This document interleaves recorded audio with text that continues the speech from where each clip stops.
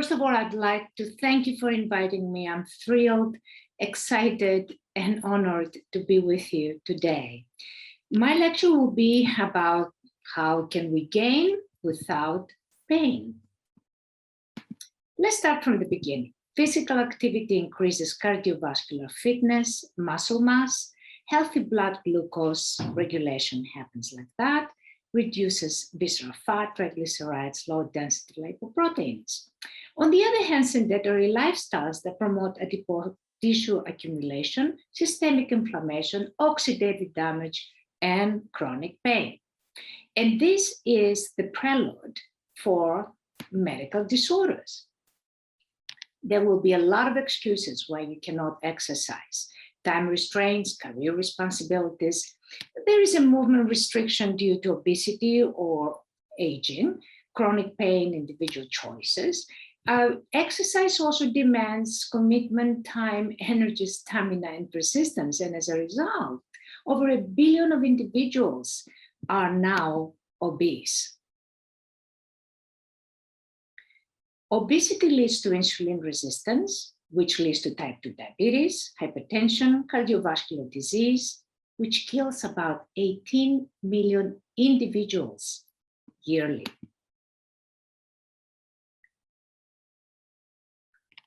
Visceral adipose tissue will lead to excess triglycerides, lipotoxicity, inflammation, non-alcoholic steatosis, the fatty liver, and cirrhosis. And this is what fatty liver looks like, not a pretty sight. This is what triglycerides is. You see how all these triglycerides are going inside your arteries and basically obstruct your blood flow. There is another major problem with visceral fat.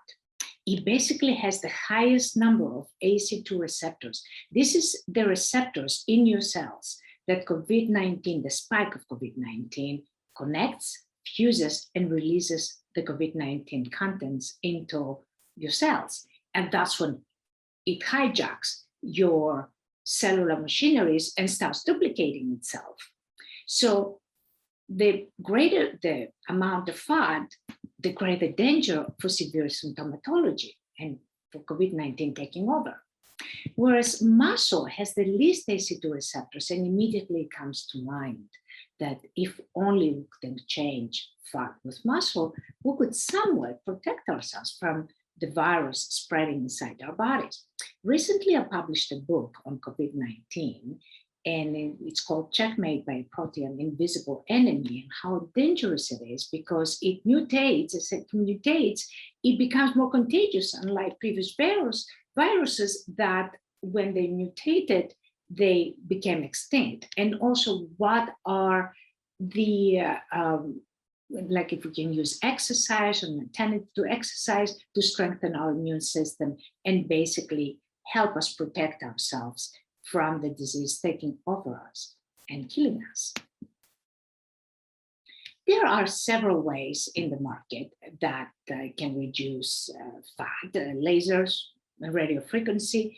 There are no peer-reviewed radiofrequency studies on visceral fat reduction, however. Yes, subcutaneous fat is great, but not the visceral fat.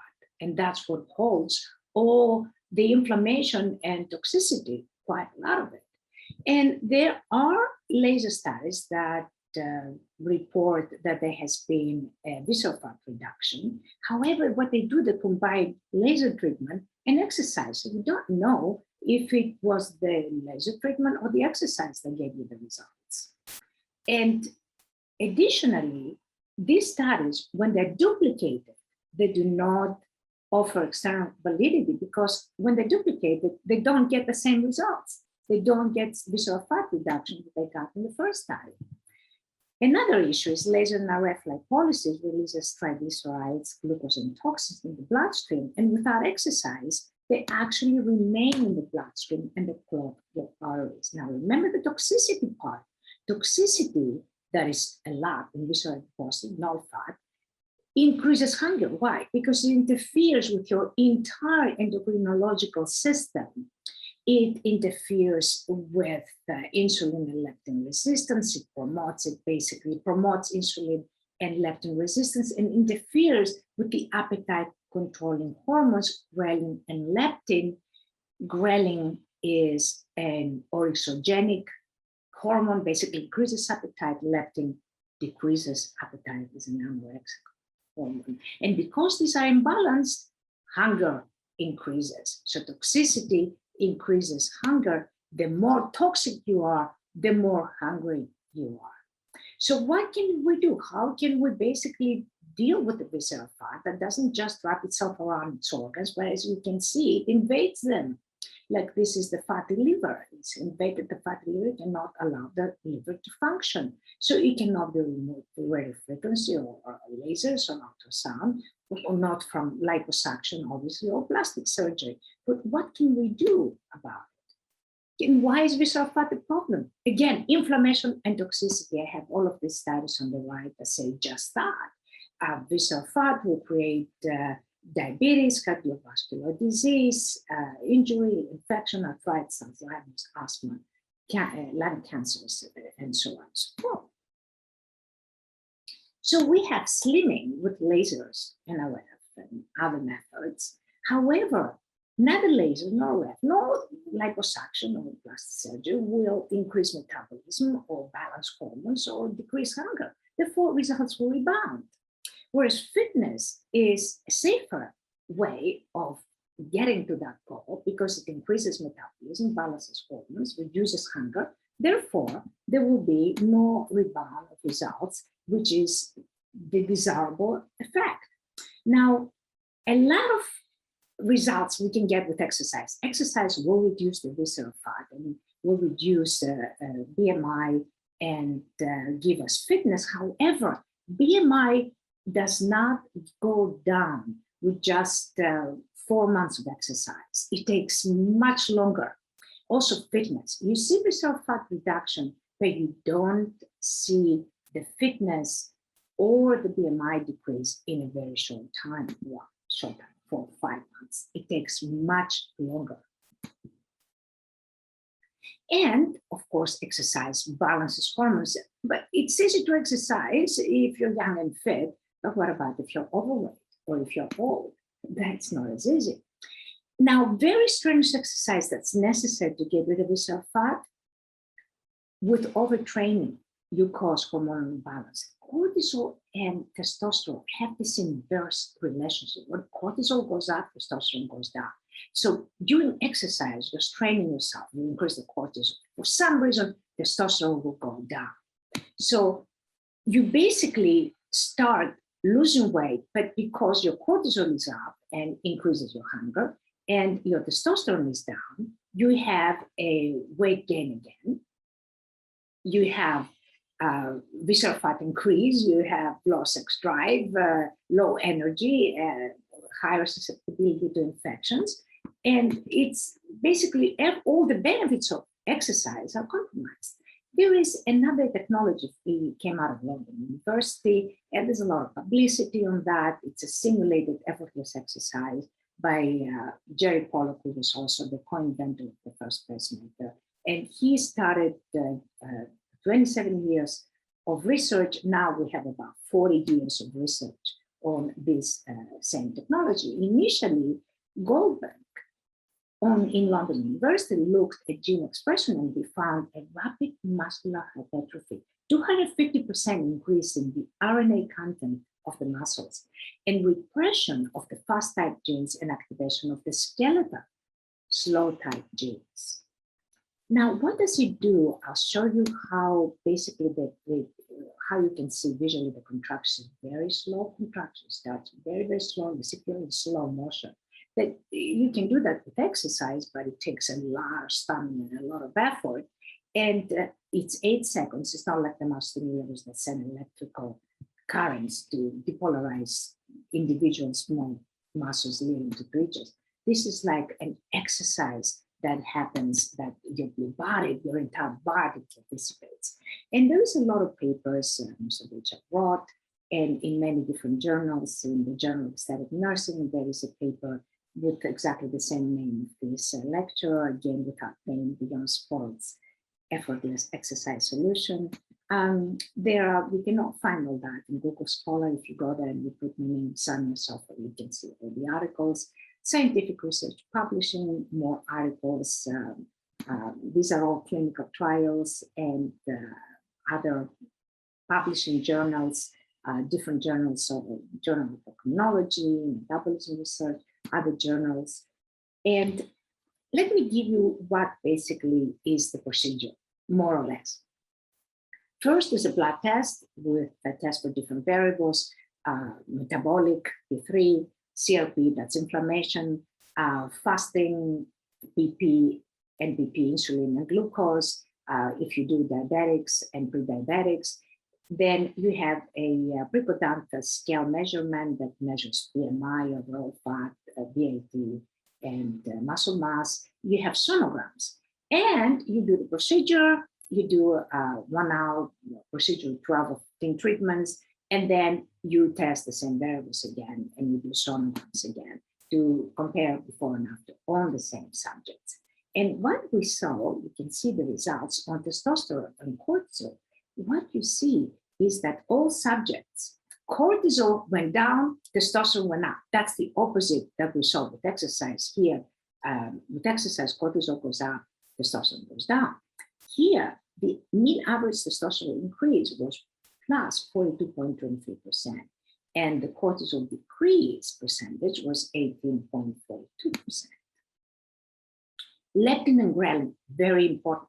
What you saw is that leptin, the anorexic hormone, went up plus 10.82%, and the ghrelin, the orexogenic hormone, the one that increases the appetite, went down 7.35%.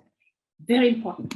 All of these fluctuations were within the normal range, because you don't want the leptin to be too high, then you have hyperlipidemia. Now, you don't want the ghrelin to go very low, because ghrelin is anti-inflammatory. So it has to be within the normal range. And that's what we saw, that basically people that had higher above the normal range, it was reduced, and those who had below the normal range, it was increased. Now, what we saw with blood glucose, with diabetics, fasting and PP, what we saw is that you see how the diabetics, they had fatty liver previously and diabetes, they went down. The blood fasting glucose percentage was 38.44%, but you can see that most of them, some of them got to the normal level, but a lot of them got into the pre-diabetic, like a step down. And the PP glucose, again, was minus 39.1%. And again, some of them got down to even from diabetic to normal.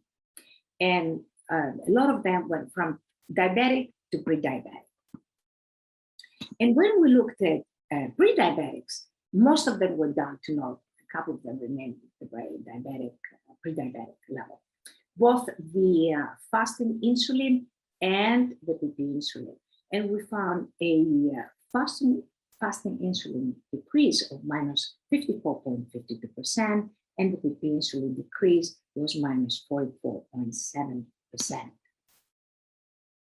Triglycerides, we did it different for diabetics and pre-diabetics, but we did not want to confound the results. And we found a percentage of the triglycerides decrease was minus 28.56%. And the high density lipoprotein, because you want the triglycerides to be down, high density lipoprotein to be up, that was increased by 49.12%. And as we can see, most diabetics went to the normal level, and some of them remained in, but they were all improved. And same thing with the HDL, most of them improved, and some of them got into the normal level. Now, when you looked at pre-diabetics, the results obviously were much better, because they were much better off to start, they were healthier to start with. So average decrease in triglycerides was minus 22.88, and the increase in DHDL was 30.34. And you can see most of them went from pre-diabetic levels went to normal levels. And again, with the HDL, went to the normal level of HDL, which is very significant because you make these people be healthier. Now, BMI, overall fat, visceral fat, skeletal muscle mass. What we saw is BMI decrease was minus 7.5. Mean average overall fat decrease was minus 26.14. Mean visceral fat decrease was minus 28.17. Mean SMM increase was plus 28.02. Now, remember, if the diabetics and pre-diabetics, they're not going to show as much as a normal person. Normal people show much higher visceral fat decrease, but the diabetics, pre-diabetics, they just need more treatments. And this is the t-test statistical significance results. Everything was very highly significant. Blood glucose fasting NPP for the diabetics, insulin fasting NPP for the pre-diabetics, triglycerides for the diabetics and the pre-diabetics, and also the upper abdomen reduction CM was minus 965. Only 12 treatments for that. That's all we got measurements.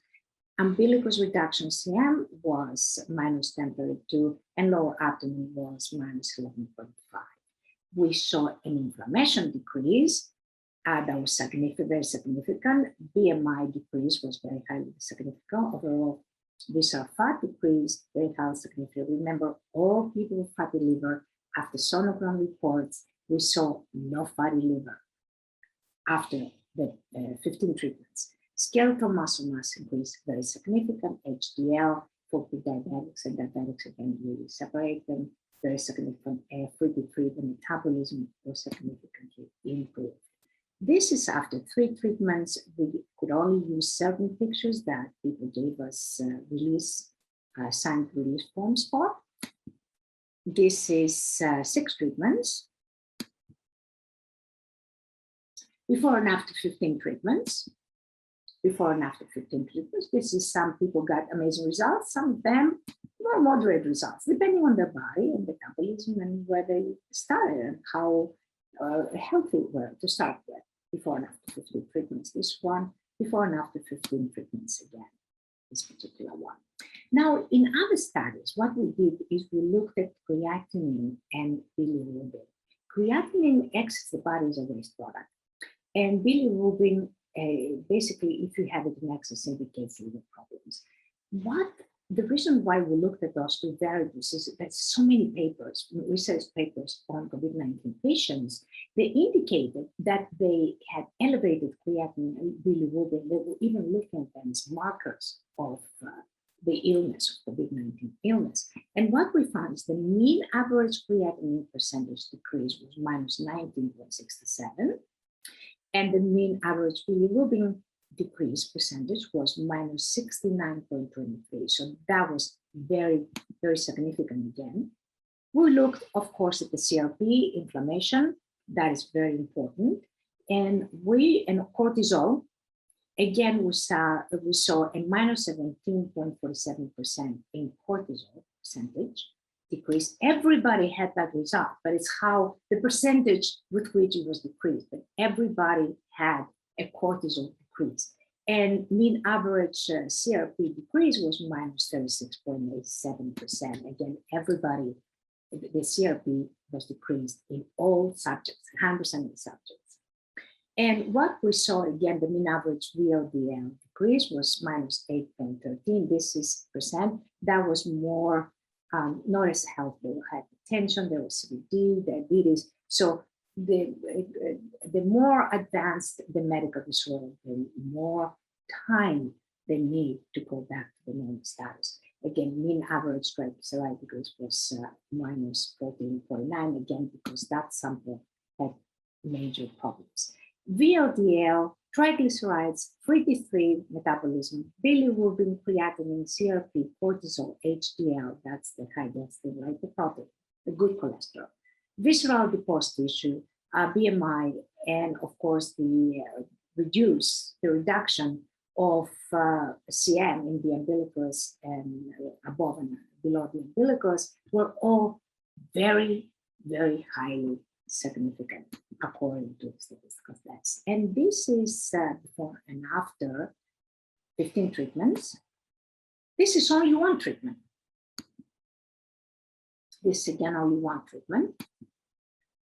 This is one treatment, and you can see the muscle toning of even one treatment that you could see happening. And that's why we included this picture. You can see that it works very fast. It's a high-speed, effortless exercise, basically.